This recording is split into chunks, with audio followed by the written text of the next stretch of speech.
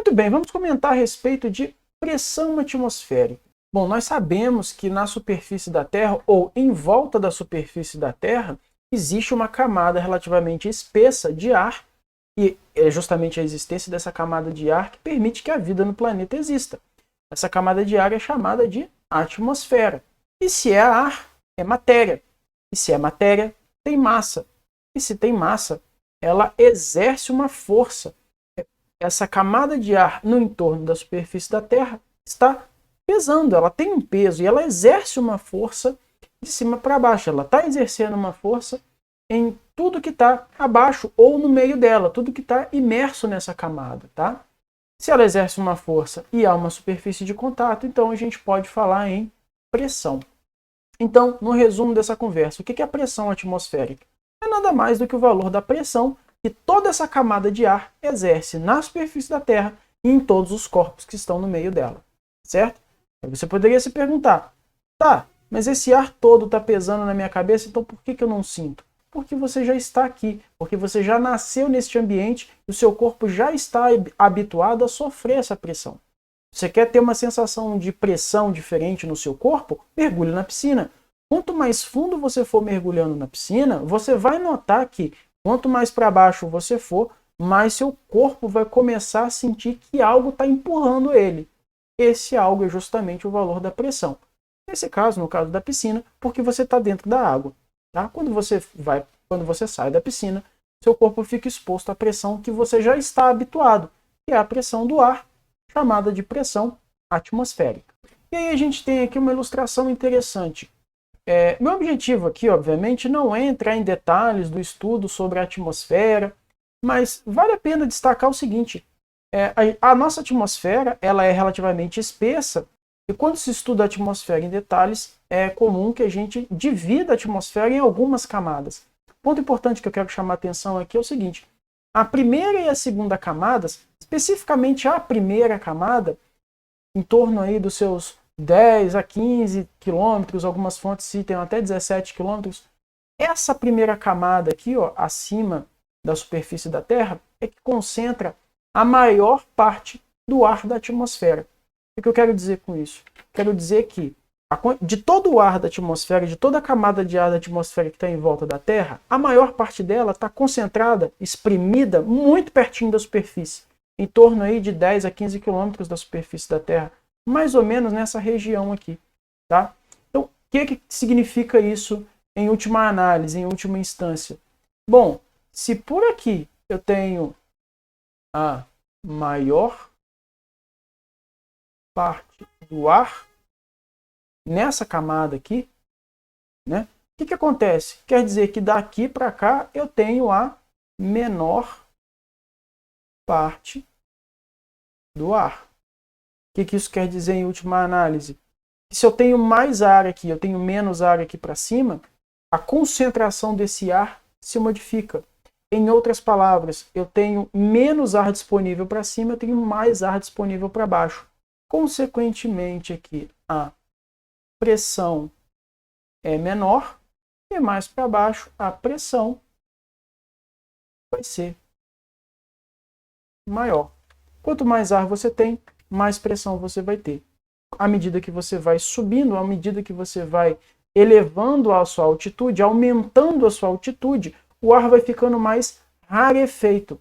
Muito provavelmente você já ouviu falar a respeito de jogadores, de esportistas que vão disputar competições, que estão habituados a disputar competições ao nível do mar, por exemplo, na cidade do Rio de Janeiro, e precisam disputar um campeonato em uma cidade muito elevada, por exemplo, em uma cidade na Bolívia, que tem uma altitude muito grande.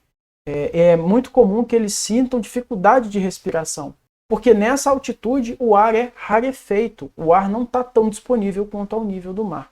Então, jogadores, em geral, estão habituados a jogar no nível do mar, passam dificuldades quando vão jogar numa altitude muito grande, tá certo? E a outra consequência é que quanto mais alto, quanto maior a altitude que você estiver, quanto maior a altitude em relação à superfície da Terra que você tiver, menos ar você vai ter, logo a pressão atmosférica, a pressão desse ar, vai ser mais baixa. Então daqui a gente pode anotar, quanto mais alto, ar mais rarefeito, menor pressão. Tá? Essa que é a ideia. Muito bem, uma experiência que foi muito importante a respeito do estudo da pressão atmosférica foi a experiência de Torricelli. Qual que é a lógica da experiência de Torricelli? Aqui a gente tem uma pequena ilustração, mas eu vou deixar indicado também trechos de vídeos, vai estar na descrição aqui também, tá? Para que você veja demonstrações a respeito da experiência de Torricelli para determinação da pressão atmosférica. Qual que é a lógica aqui? Aqui na nossa imagem a gente tem representação de dois momentos. O primeiro momento, na imagem mais à esquerda, é o seguinte: a gente tem uma bacia, e nessa bacia tem um líquido, tá certo? Eu já vou informar que esse líquido que tem nessa bacia é mercúrio. Então aqui a gente tem uma bacia cheia de mercúrio, certo? E acima dessa bacia a gente tem as mãos de um experimentador segurando um tubo na vertical, é um tubo fino, é um tubo comprido, e esse tubo ele é tampado na ponta de cima e ele é aberto na ponta de baixo. O experimentador está tampando com o dedo a ponta de baixo, a ponta que está aberta. Tá? Depois disso, na segunda imagem, o que a gente tem? A gente tem justamente esse tubo em contato com a nossa bacia de mercúrio. Informação importante também, dentro desse tubo, esse tubo está completo, até a tampa, até a boca, ele está completo também, preenchido completamente também de mercúrio. Tá? A segunda imagem, a imagem da direita, apresenta justamente o experimentador firmando o tubo apenas com uma mão, sendo que a outra ponta está mergulhada na bacia de mercúrio. Tá? E o que a gente nota nessa segunda imagem? O tubo, a gente nota uma região que não possui mercúrio. Tá? O que aconteceu e qual que é a lógica da experiência de Torricelli? Então, vamos lá, o que ele fez? Bacia de mercúrio, tubo cheio de mercúrio, tampou o tubo, virou de cabeça para baixo e colocou dentro da bacia. Quando ele colocou dentro da bacia, ele destampou esse tubo. Só que aí o que aconteceu? Como é de se esperar, por gravidade, uma parte do mercúrio que estava dentro do tubo cedeu, desceu. Como esse tubo é fechado na parte de cima, e ele está em contato direto com a bacia de mercúrio, não tem por onde entrar ar. Então o que aconteceu? O mercúrio cedeu e estabilizou numa determinada altura. Essa altura que estabilizou aqui, ó, essa altura de mercúrio que estabilizou aqui, ó, essa altura aqui tem exatamente 760 milímetros, ou se você preferir, 76 centímetros de altura, tá certo? E aqui em cima, o que ficou? Como existia mercúrio e o mercúrio deixou de ocupar esse espaço ficou vazio. Existe vácuo aqui nessa parte de cima. Tá, tudo bem. E daí? E o que isso tem a ver com a pressão? A ideia é o seguinte: essa coluna de mercúrio de 760 milímetros de altura está em contato com o fundo da bacia. E a superfície da bacia não está tampada. Isso aqui está livre. Essa parte daqui da bacia é livre. Tá? Qual foi a conclusão do Torricelli quando ele fez essa experiência? Ora, aqui do lado de fora existe a camada de ar. Quem está em contato com essa superfície livre da bacia é o ar da atmosfera. E para dentro do tubo, quem está empurrando aqui para baixo é justamente essa coluna de mercúrio de 760 milímetros. A conclusão dele foi que a pressão que essa coluna de 760 milímetros exerce dentro do mercúrio tem que ser equilibrada pelo que está empurrando o mercúrio do lado de fora, ou seja, pela camada de ar atmosférica que está aqui, ó, em contato com esse mercúrio, empurrando esse mercúrio para baixo. Essa foi a conclusão dele. Ó. Todo o ar atmosférico que está aqui empurrando do lado de fora tem que ser equilibrado pela pressão dessa coluna de mercúrio de exatamente 760 milímetros de altura. Então, daí a gente tira que o valor da pressão atmosférica ao nível do mar também pode ser escrita como sendo 760 milímetros de mercúrio. Isso é uma outra, milímetro de mercúrio também é uma unidade que a gente pode utilizar para representar a pressão. Tá? Então, a pressão atmosférica, 760 milímetros de mercúrio. Lembrando que como eu já comentei, à medida que você sobe, ou melhor, à medida que você vai caminhando em maiores altitudes, que você vai subindo verticalmente, a pressão vai diminuir. Então, se você repetisse esse experimento em uma região mais elevada, sei lá, no alto de uma montanha, por exemplo, né, o valor da pressão que você encontraria, o tamanho dessa coluna de mercúrio, ia ser uma coluna de mercúrio de tamanho mais baixo. Ao invés de chegar no 760, seria menos de 760. Essa aqui é a lógica. Muito bem, então, algumas observações aqui que são importantes, vale a pena você anotar. A primeira delas é, que eu já comentei, o milímetro de mercúrio também é uma unidade de medida de pressão, assim como o ATM. Tá? ATM também é uma medida de pressão justamente a respeito da pressão atmosférica. Então, por exemplo, ao nível do mar, a gente diz que a pressão é de 1 ATM. À medida que você vai subindo, à medida que você vai para maiores altitudes, a pressão diminui, então ela baixa desse valor. Contrapartida, se você mergulhar no oceano e começar a ir para debaixo d'água, a pressão vai aumentando. 1, 2, 3, 4, 5 atm, enfim, à medida que você afunda. Segunda informação também importante que eu já comentei, 760 milímetros de mercúrio é obtido justamente ao nível do mar, ou seja, corresponde a 1 atm. Quanto maior a altitude, o valor é mais baixo do que isso. E terceira informação importante, é possível reproduzir o experimento utilizando qualquer outro líquido. Você pode fazer o mesmo experimento utilizando azeite, usando óleo, usando água. Qual que é a diferença? A diferença é que, como o mercúrio é uma substância que tem uma densidade muito alta, ou seja, se você pegar uma massa de mercúrio e dividir pelo volume dele, o valor que você vai encontrar é grande, a coluna que você precisa para gerar uma pressão que equilibre a pressão atmosférica é uma coluna de 76 centímetros, algo razoável. Se você fosse fazer exatamente a mesma experiência com a água, você ia ter que dispor de um tubo com mais de 9 metros de altura. Tá? Só para a gente ter uma comparação aqui, ó, a densidade do mercúrio, tem exercício proposto que inclusive é isso. Tá? Suponha que a experiência de Torricelli está sendo feita com água, calcule a altura da coluna, e você calcula precisamente qual que é o valor da altura dessa coluna. Tá? Então, a densidade da água, só para a gente ter como referência, é 1 grama por centímetro cúbico. A densidade do mercúrio é aproximadamente 13,6 gramas por centímetro cúbico. Ou seja, se você tivesse um cubinho, tá? De 1 centímetro de lado, 1 centímetro, 1 centímetro, 1 centímetro. Imagina um cubinho, um dadinho de 1 centímetro. Se fosse de água, ele ia ter 1 grama de massa. Se fosse de mercúrio, ele ia ter 13,6 gramas. Olha como a diferença é grande. Finalmente, aqui eu queria comentar, né, na lista aqui, e essa lista de hoje vai estar bem extensa, na lista dos vídeos sugeridos para que vocês acompanhem, tá, tem dois fenômenos interessantes. Aqui eu estou colocando a imagem, né, do Iberê, lá do Manual do Mundo, que ele fez uma experiência que é implodir um tambor de metal, um tambor de aço. E como é que ele fez isso? Qual que é a lógica que ele usou para poder fazer isso? A mesma lógica da caixinha de suco, caixinha de achocolatado. Quando você está tomando um suco de caixinha, né, coloca o canudo, está tomando pelo canudinho, à medida que você vai bebendo, a caixinha vai enrugando. Só que ela não está enrugando porque você está apertando a caixinha.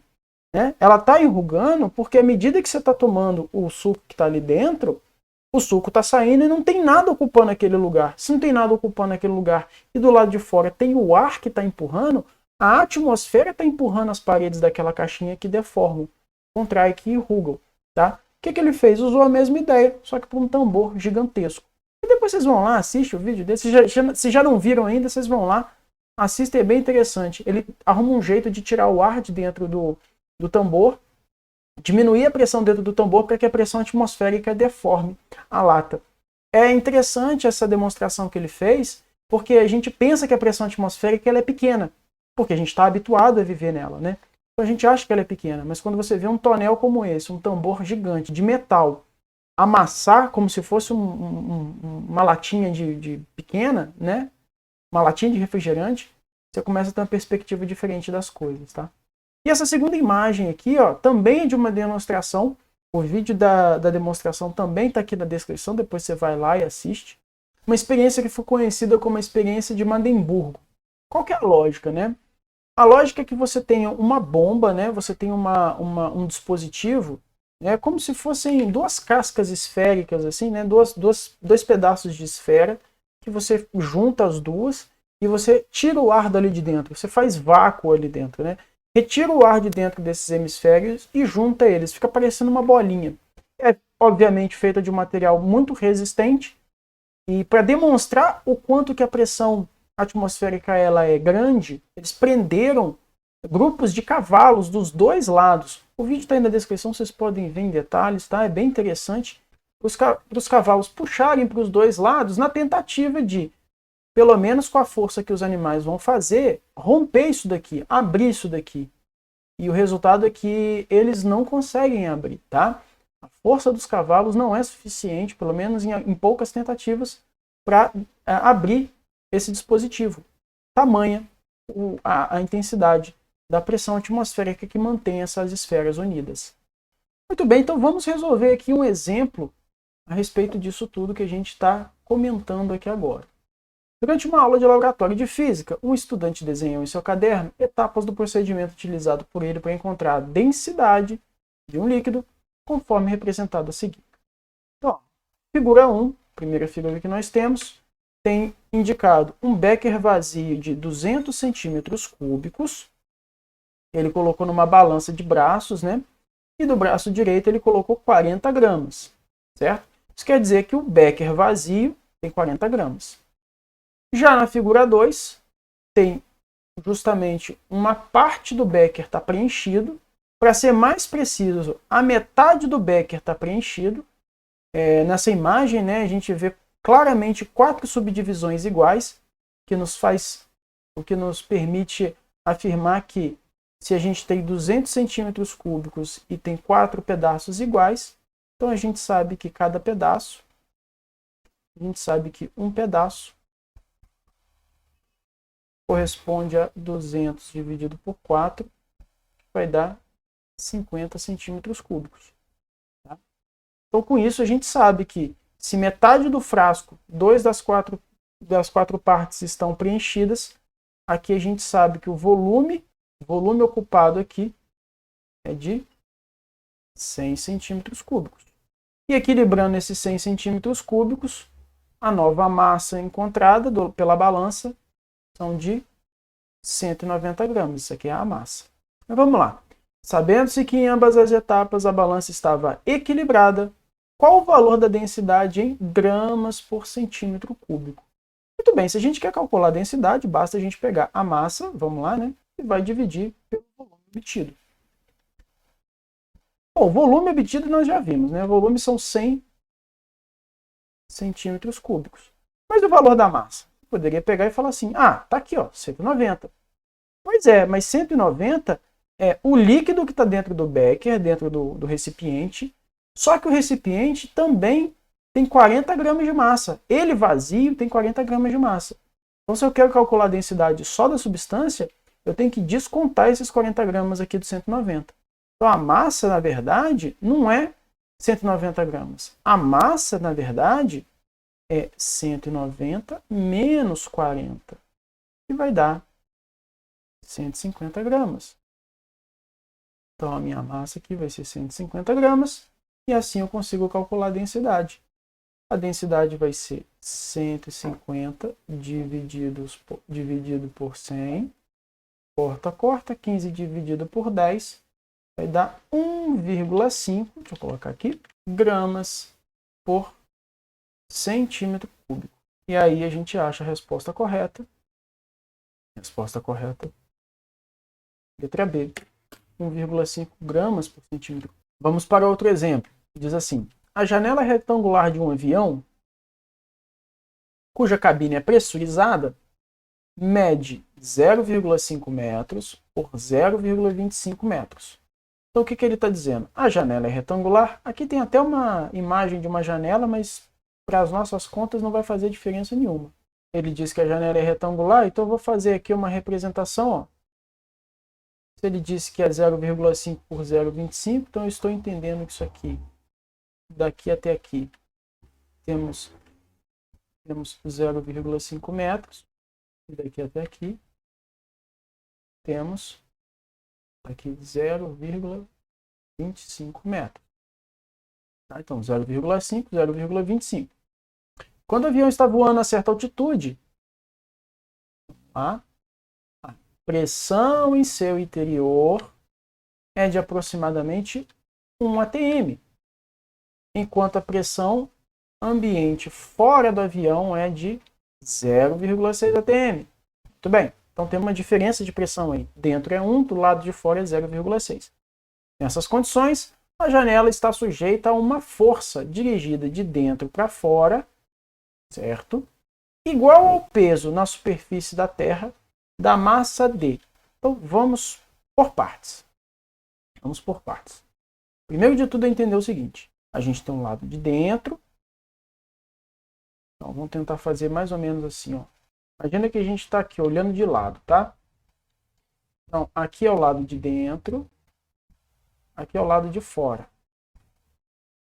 Aqui do lado de dentro, ele me disse que a pressão é 1 atm. E aqui do lado de fora, ele falou que a pressão é 0,6 atm. Então, o que acontece quando você tem uma pressão de um lado que é maior do que a outra? Vai surgir uma força. E a força vai estar empurrando para o lado que tem menos pressão. Então, aqui, ó, o que ele está dizendo é que aqui, ó, para cá, assim, mais ou menos, bem mais ou menos assim, vai ter uma força que vai estar empurrando para o lado de cá. Certo? A gente pode calcular essa força. Mas não é isso que ele está perguntando. Ele está perguntando o seguinte. Ela está sujeita a uma força, certo? Igual ao peso da massa de... Em outras palavras, é o famoso... É o peso de quê que está empurrando? É igual ao peso de quem aquilo ali? Ah, porque em algumas situações, para efeito de comparação, a gente fala assim... Pô, a pressão é tão grande que equivale ao peso de 5 toneladas. Ou equivale ao peso de 10 quilos fazendo força ali. Essa que é a lógica. Ele quer que a gente faça esse comparativo. Então o que a gente precisa fazer? A gente vai encontrar essa força e vai igualar essa força ao peso de alguém. Esse alguém nós vamos determinar a massa. E no fim das contas, se a gente considerar que a gravidade é 10 metros por segundo ao quadrado, no fim das contas equivale a dividir isso pela aceleração da gravidade. Mas nós vamos fazer com calma e por partes. Então vamos organizar isso daqui. Então, organizando tudo isso aqui, a primeira coisa que a gente precisa fazer é anotar as informações do nosso problema. Eu vou começar anotando o valor da área. Já que vamos calcular força, a gente precisa da área. O que é a área? A área é a área desse retângulo que está aqui. Né? Como é que a gente faz a área de retângulo? Vamos lembrar, né? A área de retângulo é base vezes altura. Como que faz a área de retângulo? Base 0,5 vezes 0,25. Metros por metros, a minha resposta vai estar já em metros quadrados. Tá? Essa área aqui. Aí aqui vai um detalhe, tá? Se você quiser fazer aqui com valores decimais, fica à vontade. Se você quiser transformar isso em frações com denominador 10 também pode, tá? É o que eu vou fazer aqui. Então vai ficar 0,5 é 5 dividido por 10 vezes 0,25 é 25 dividido por 100, tá? Duas casas decimais, 2 zeros, uma casa decimal, 1 zero. Por que eu ganho com isso? Porque aqui embaixo eu já sei que o resultado vai ser 1000. Facilita a minha vida, né? Bom, pelo menos no meu caso me ajuda. Então 5 vezes 25 vai dar 125. E aí eu posso facilitar essa escrita, ou eu deixo assim, 125 sobre 1000, ou eu posso escrever 125 vezes 10 a menos 3. Tá? Se você está dividindo por 1000, você pode colocar uma potência de 10 com expoente negativo. Isso costuma facilitar a vida também. Eu gosto de usar essa forma aqui. Tá? Então, esse metros quadrados, esse é o valor da área. Então, a primeira coisa é isso. Segunda coisa que nós vamos determinar é o valor da pressão que realmente importa. Porque, veja, a gente tem uma pressão do lado de dentro e a gente tem uma pressão do lado de fora. Essa força está sendo causada não por causa de uma pressão ou só por causa da outra, mas pela diferença dessa pressão. Porque, veja, se for um ATM de um lado e for um ATM do outro, não existe força no sentido de dentro para fora.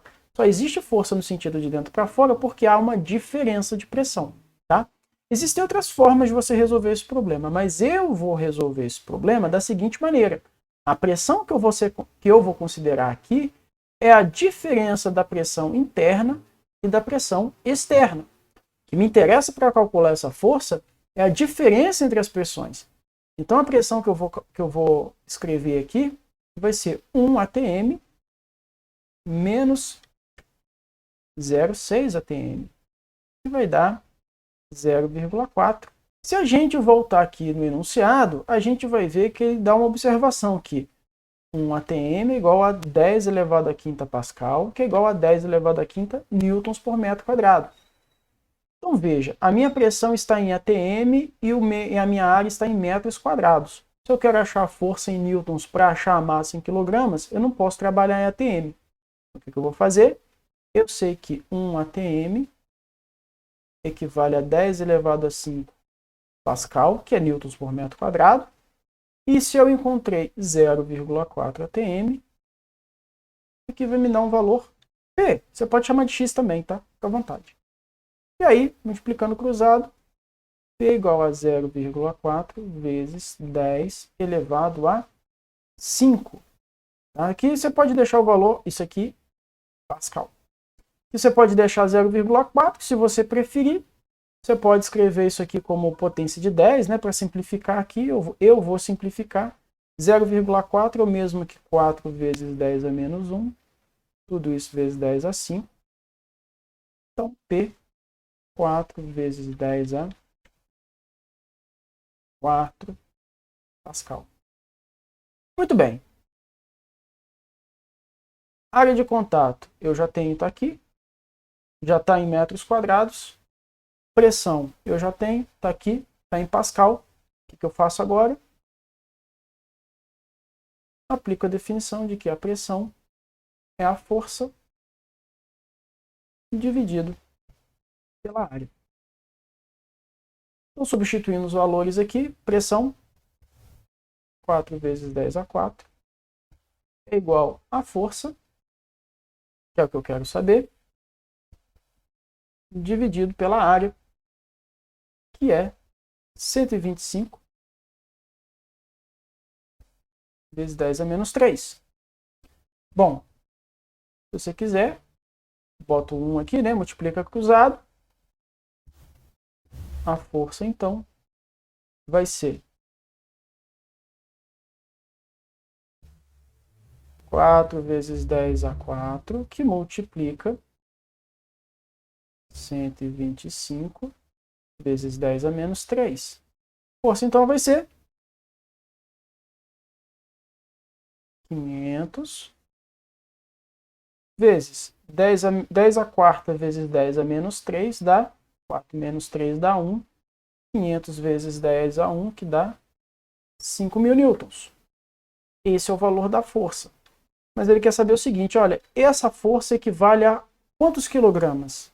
Quantos quilogramas que produzem uma força de 5.000 newtons na superfície da Terra? Bom, supondo então que essa força é o peso de um objeto na superfície da Terra, né? Considerando G igual a 10, então 5.000 é igual a massa vezes a gravidade, que é 10.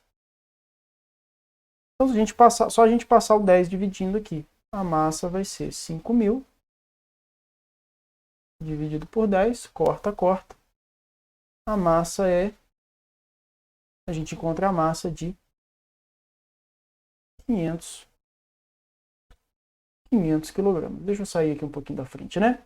500 kg é o valor da massa. Se a gente voltar lá, cadê? 500 kg está aqui, na letra D. Muito bem, estimados colegas, é isso. Eu espero ter ajudado. Agradeço você que chegou até o final dessa aula e já quero pedir, a primeira coisa que eu quero pedir é que você faça essa atividade aqui agora. Faz essa última anotação no seu caderno, no seu material de estudo. Escreve, resume em uma frase, 2 no máximo, qual o conceito, qual que é a ideia, qual que é o exemplo, qual que é a aplicação que mais te chamou a atenção durante a aula de hoje. Faça esse registro. Se você quiser, obviamente, fique à vontade, compartilhe conosco nos comentários, é sempre bom para enriquecer a nossa discussão, enriquecer os seus estudos, né? E facilitar a assimilação dos conceitos, tá? Considere também, se essa aula te ajudou, se você acha que é interessante, considere compartilhar essa aula com outros colegas que eventualmente estão estudando o mesmo assunto.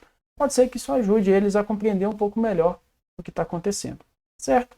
Então é isso. Muito obrigado, espero ter ajudado. Forte abraço e cuide-se bem.